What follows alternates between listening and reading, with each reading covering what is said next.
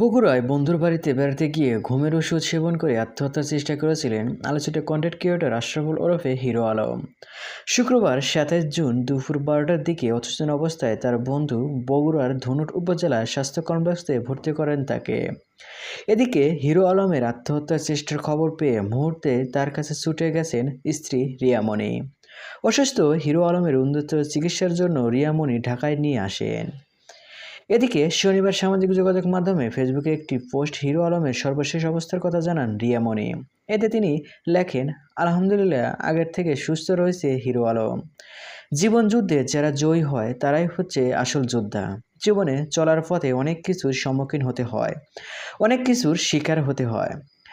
বলার অনেক কিছুও থাকে কিন্তু বলা যায় না।